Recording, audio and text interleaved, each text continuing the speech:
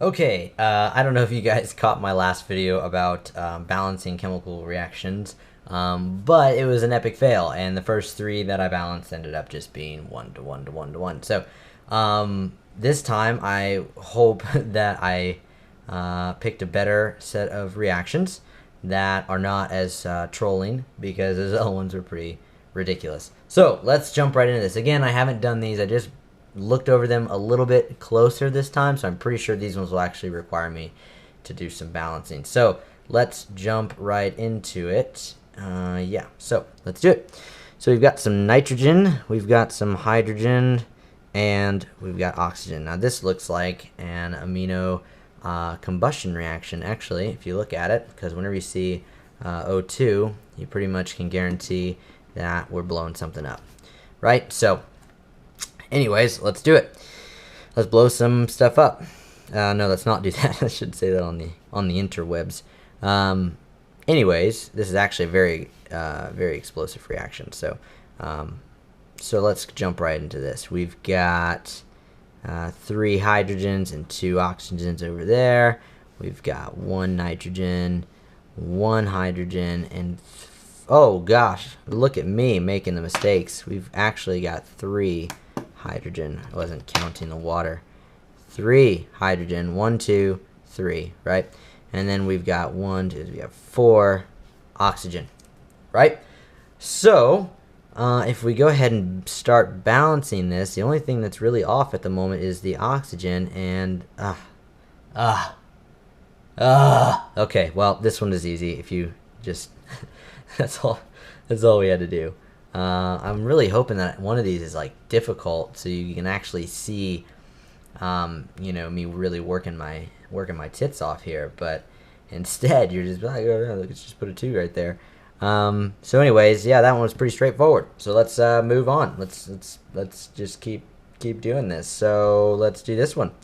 We've got hydrogen and oxygen. This is a formation of water. This is a good reaction to know. So let's see, we've got 2 and 2 and 2 and 1.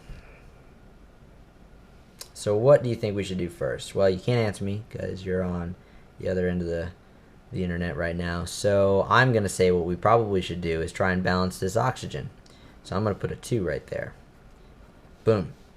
Oh, now we have to change this to a 4. Crap. Now what do we do? Put a 2 right there. So as you can see, we're all balanced. Again, that was a pretty straightforward one. I'm really hoping that I get some trickier ones. So let's go ahead and see. As you can see, 2 times 2 hydrogens is 4 hydrogens. 2 times 1 oxygen is 2 oxygens. Remember, this is kind of how we do it, right? We box that in. So all of these things get multiplied by 2. Same with this over here, right?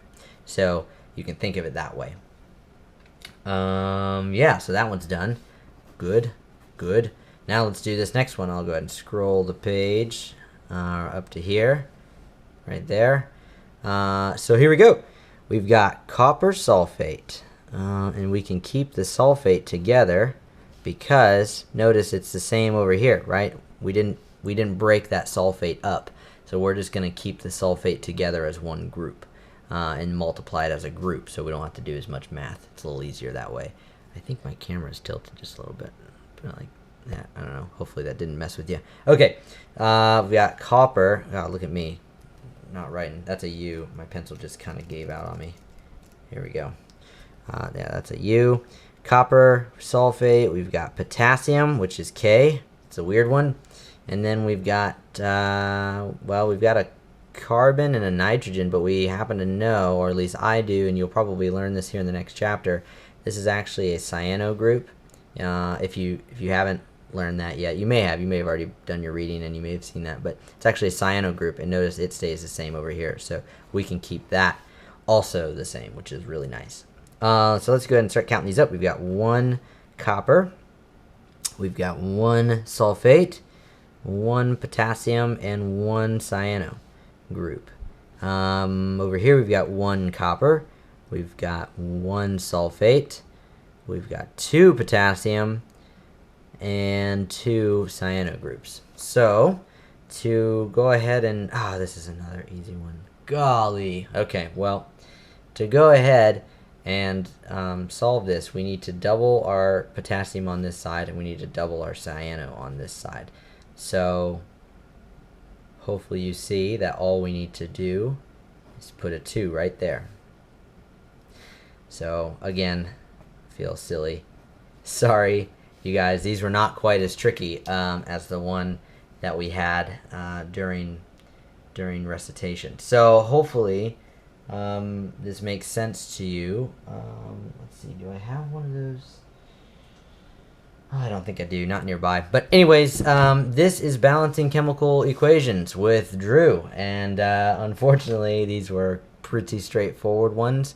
So what I challenge you guys to do is leave a comment with a reaction you want me to balance, and I will balance it for you, and I will post it on a video. Once if I get people to leave comments of at least like 3 or 4 different reactions for me to balance, I will go ahead and do that, because I think that'll be good practice, and then it'll be an actual problem that you're curious about, as opposed to me just trying to Google some problems. So leave a comment with chemical reactions you want me to balance, and I'll go ahead and get those balanced. Leave a like rating if this helped, if this was at all helpful, if it was comical or whatever, and subscribe to my channel so you know when I add new videos, and hopefully I'm going to be getting some more up here soon to try and keep ahead on this. So anyways, you guys, have a great night. I hope these videos find you well. Adios.